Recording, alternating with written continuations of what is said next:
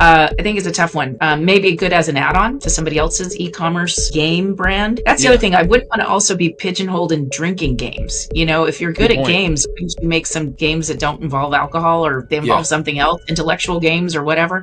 Maybe another game e-commerce business might buy something like this. Acquisitions Anonymous. Hello, another episode of Acquisitions Anonymous. We don't have 100% geared anymore.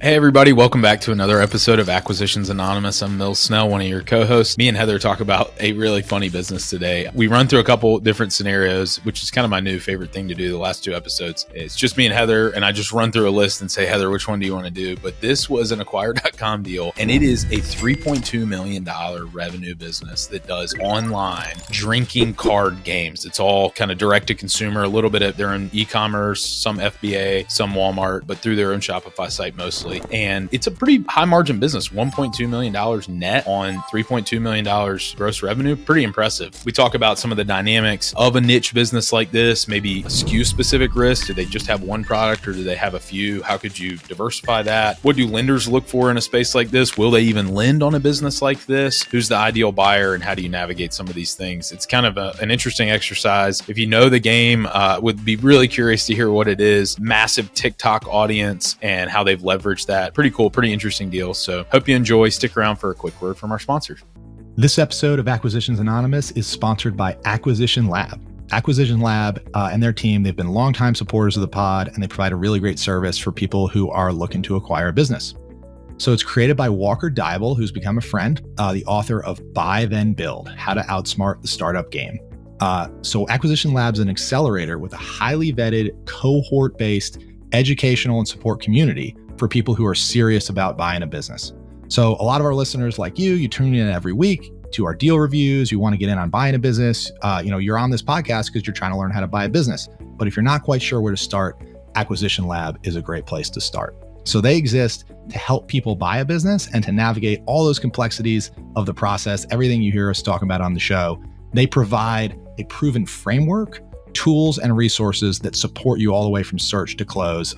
They do it. There's a whole bunch of educational material and support. So if you're serious about buying a business, check out acquisitionlab.com, or you can actually email the program director, Chelsea Wood, directly. Her email is chelsea@buythenbuild.com. Hey, Heather. Good morning. Mills, I understand you have a list of deals for us to look at. I'm so excited. I don't usually plan ahead, but driving over here, I was texting and driving, or I was on my phone and driving. But I was looking back through some emails I'd gotten about deals lately. And so these were some of the ones that stood out, and I want you to pick which direction we go. This is like what we did the other day. So one is an e-commerce business that does handcrafted coin jewelry from rare coins. So that's option one. Option two is a refillable wellness tea blend, $2 million in revenue.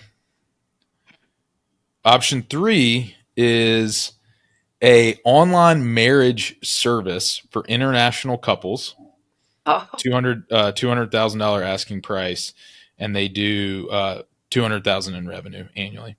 And then the last one is a e-commerce business that does unique drinking / party card games sold on Shopify, Amazon FBA, and retailers nationwide. What a selection! Are those all interesting? Like I've never looked at any of these. Yeah, I feel like I would like to do all of them. Oh my gosh, do we have to pick one? The international marriage, I'm not going to pick it today, but I feel like we have to go back to that one at some point. That's got to be pretty interesting. So I think I'd go between the coins and the party drinks. All right, it's Friday, so maybe we should do party drinks. Yeah, that's good. Let's do that one. It's a little bit bigger.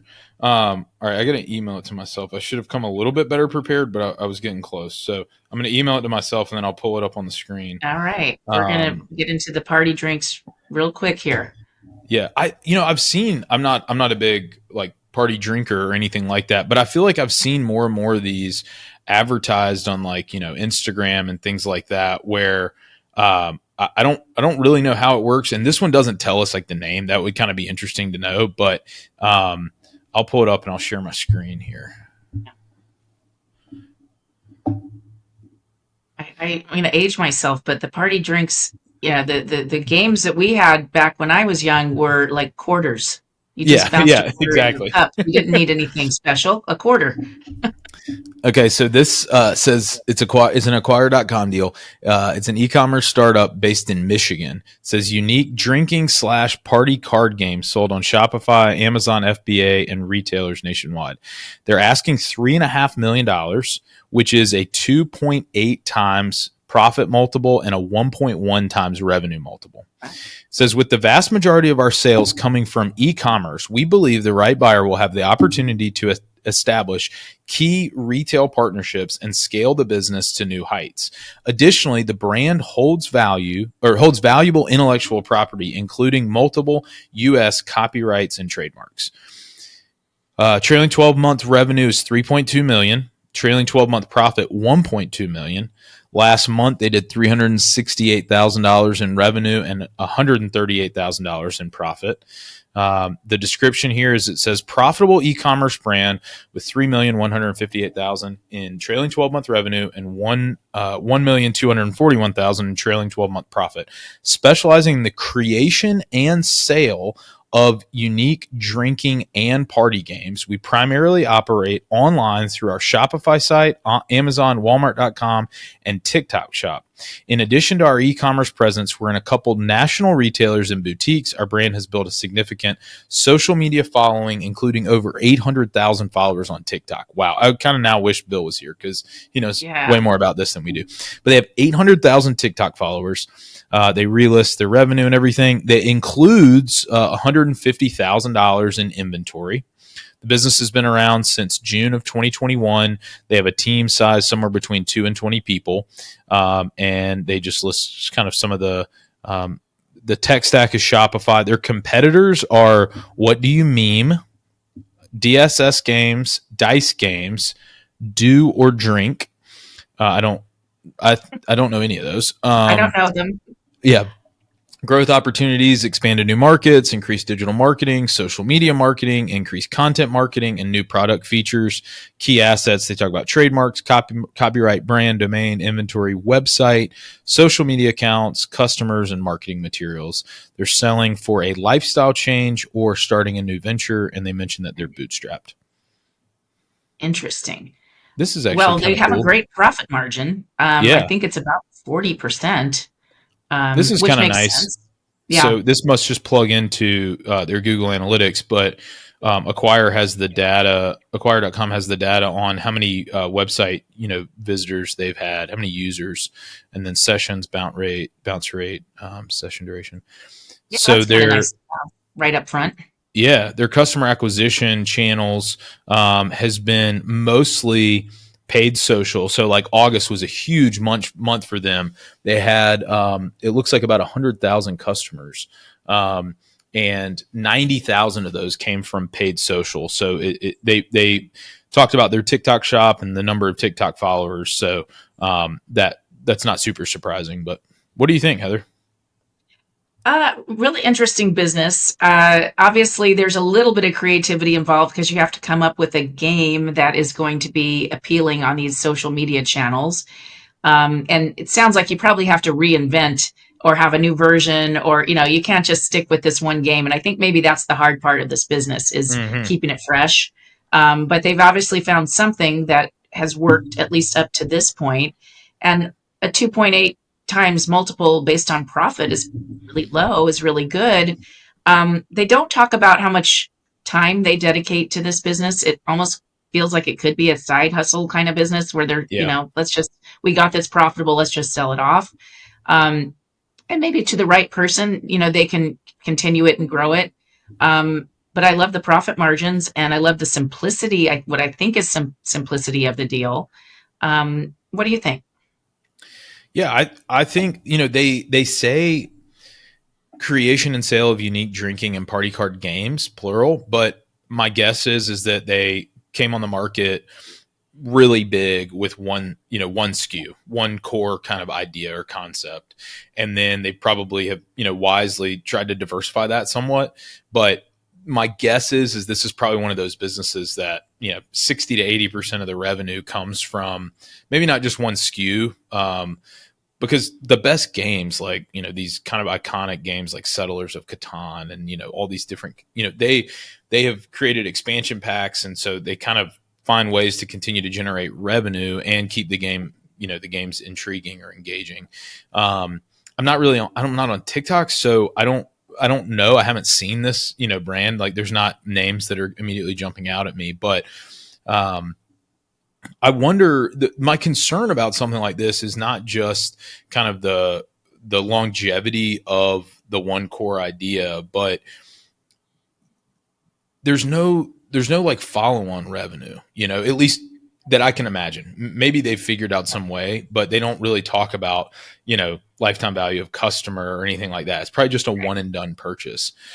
The market's probably huge. The TAM is probably huge. And so, yeah, you could conceivably, sell a lot of these and still not, crack the surface of the market. But I would love, the ideal thing here is there some way to continue to, generate revenue? Is any part of this game like consumable or, need to be replenished so that you could, kind of like we've talked about with like air filtration, you sell the air filtration hardware for, cost, and then you make your money long-term on the filters. Like, I would love if there was some element like this. It would make me feel more comfortable.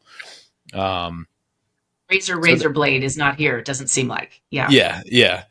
I'm a little bit worried too about the reliance on TikTok. They don't mention, and we have 500,000 followers on Instagram or a big Facebook group or something like that. But I think you price that in to the risk associated with this deal, and maybe it's more reflected in the structure, because I don't think the valuation seems that outlandish, like you said. Hi, Heather here. When I'm not breaking down deals with these guys, I'm helping people get the right SBA loans for their business acquisitions. Because when you're buying a business, the best financing isn't one size fits all. There's the best rate, fastest to close, the specific loan structure that you need, or a little of all of those things. That's why my company, Viso Business Capital, works with over 30 different lenders to find you the best funding in less time and with less friction, so you can focus on the deal. Sign up for a free live Q&A session on SBA loans at visocap.net. Then click Zoom sign up in the top right corner. That's visocap.net and click Zoom sign up.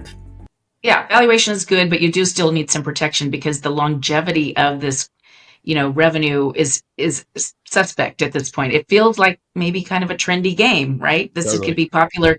Why was it so popular in August? I don't know if that's because everybody just drinks more in August. I don't know that, but college it just students maybe came back, or something. Yeah, like the college students came back and started partying again. I didn't know drinking was seasonal, but now I'm starting to think it is. And who knows? Maybe they had, like, without having more info, but maybe they had like a really viral post, on TikTok. And yes, there was a paid, maybe they're using TikTok Shop, and so there's some kind of dynamic or correlation there. Right. That's right. And you'd have to really be a great marketer and understand what's happening there and how you would, keep that going and kind of keep the revenue at least stable. If you could keep it at least stable, this is a good deal, 2.8 and stable, and just keep that revenue going. Fantastic. But I don't think it's that easy when it's something like this. It's sort of trendy and TikTok oriented, because obviously social media trends are fleeting. They're here and then they're gone. And that is what you'd suspect maybe is the real reason, or at least one of the reasons behind why someone might want to sell it at this point. It's reached a great level here. Let's hand it off to somebody else who wants to put the time into keeping it here. But yeah, I would love to know which game it is. I hope one of our viewers knows or has a hint at what game it might be and will tell us. I didn't know there were so many drinking games. I didn't know. I thought we were just, I'm still stuck back in the 80s. I feel like there has been like a resurgence of these kind of, like Cards Against Humanity and like Apples to Apples. And, I'm reaching the limits of the card games that I know, but I feel like there's been a ton of them lately. The one thing that stands out to me about this too is I think the dilemma that most e-commerce businesses face when they think about growth prospects is that it seems appealing to go sell wholesale. to retailers and boutiques that they mention. And, if there's that age old dilemma of, you get the PO from Target or from Walmart or, from CVS or Walgreens or something like that. And it's amazing. And we've talked about it a lot in the past, but you're used to direct to consumer, very quick pay, great margins, and you're really only worried about acquiring customers. And you layer on a totally different business with totally different margin profile, totally different cost centers, totally different risk and reward. Yeah. And so it seems like they've already made that jump, but I'd be really curious just to ask a lot of questions of this seller. How did that process go? The nice thing is if you start with all the traction, all the visibility, all the customer and brand awareness, you might get slightly better terms being pulled into these big box retailers, but still they're going to make you, do slotting fees and buyback dollars. And, you're going to end up with a lot of returned inventory and things that are just not present in the direct to consumer model to the same extent. Right. And that you may not have the skill set for, like you're learning another business while you're doing it. And often that leads to mistakes. We learn by mistakes as just naturally. And those mistakes can be pretty expensive. The inventory, I got to believe, is pretty cheap. Although I was a little surprised that they said $150,000 of inventory included. That's a lot of cards, right? I'm imagining this giant warehouse of way too many boxes of cards. Yeah. And, I guess, you're talking about really that's, maybe 2 or 3 months worth of inventory, depending on if it's cost, or kind of retail value of the inventory, we don't know. But I just am really curious about the revenue breakout across products and types. If let's say best case scenario and kind of hypothesize a little bit, best case scenario, you peek behind the curtain of this thing and they have 10 SKUs and one of them does 20%, of their revenue, but they've proved they have some model for, idea generation and bringing those new products to market. That would be awesome. That'd be really cool. And then you go, okay, maybe I can't replicate that 100% like the founder does, but I at least have, no product specific risk of it just falling off of a cliff. I think the worst case scenario is you peek behind the curtain of this and you find out it's really only one SKU. Maybe it comes in like 2 different colors or something like that. And you have major just, single product risk. I think that makes this feel a little pricey at 2.8 times. Yeah. And I'm going to guess that's what it's closer to that one. Yeah. Because if it had all the other stuff, they would have highlighted it and they would probably be asking a higher multiple for it. So they got one card game that's doing well. Here, take it. And, it needs to be someone who's really can bring those other things to bear, who can bring a creative model to it to say, I know how to do that. And, it's hard to filter for that. How, who's the right person to buy this? Someone super creative that knows how to make games, because you can be creative in a lot of other areas, but games is kind of its own special world. So I think it's a tough one. Maybe good as an add-on to somebody else's e-commerce game brand. That's the other thing. I wouldn't want to also be pigeonholed in drinking games. If you're good at games, couldn't you make some games that don't involve alcohol or, they involve something else, intellectual games or whatever? Maybe another game e-commerce business might buy something like this. It seems like there's been, some of these new, and not specific to card games and not specific to drinking, but like Spike Ball or Can Jam, like more like kind of frisbee, like beach, kind of like games. And some of those, really took off in a big way. And they went from, it was probably 10 years to overnight success, but they weren't on everybody's radar since inception. But I would think some of those businesses are getting into the, tens of millions of revenue or maybe even hundreds of millions of revenue based on how much distribution and saturation. I go to the beach and it's like everybody's playing Spike Ball. Everybody's got it. Or it's just interesting when one product takes off like that. I would wonder, how much could this product do that? And are there people who say, look, we get really comfortable around one product. It is a rocket ship, and we're going to hitch, our cards to that, and we get comfortable with the risk, and maybe they take more of a portfolio approach, and they just know how to launch and scale, single brand e-commerce businesses. That type of buyer probably looks at this and says, we could do this in our sleep, and this is cheap, Yeah, right. Right. So for the right buyer, it could be a great deal, but the typical searcher looking for a more diversified business, probably Mhm. not a good one. What do you And think probably not. what do Go you think the ahead. sticker price is for something like this? Is it $25? For the product, Yeah. probably. If it's a game that you've heard about on TikTok and it's fun, $25 is nothing. Yeah. Yeah. People would pay that. Sure. That's what I think. And I think, from based on some of the things that Bill said and other deals we've looked at, that's a really kind of nice place to be in terms of average order value for e-commerce. And this is, by every indication, if it's a card game, it's a very low shipping cost, very low weight. Yeah. It's not an odd packaging size. So I think they probably have the right ingredients for, their cost structure and their margin structure. Yeah. Yeah. Maybe they should send us a card set and let us play it on an episode. Yes, yeah, exactly.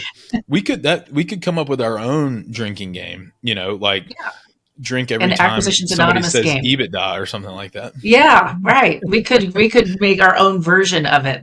We should buy this and do that. That'd be great. The other thing, Heather, that would be fun is a bingo card, like a lender specific bingo card, like loan to value, or like, I don't know, just all the Throw in there. hot terms. Yeah. Okay. I like that. I think we could have fun with that. We should make one. All right. So I'm thinking on this deal that this company, there's a really high likelihood that this transacts. I can't imagine something that is kind of unique with this margin profile and this size. This is not probably going to be, somebody's first acquisition buying this. This is not a first time buyer kind of scenario. It's probably from a lender perspective. I mean, does somebody lend the money in the SBA world to buy this? Not for the first time buyer, I don't think. Well, Yeah. let me step back. The SBA world is filled with a lot of lenders, and some are better than others at thinking about the holistic risk. There's a lot of lenders who might just look at cash flow and might lend. Yeah, is that a good idea? I don't think so. For a first time buyer that's just getting this is a standalone deal.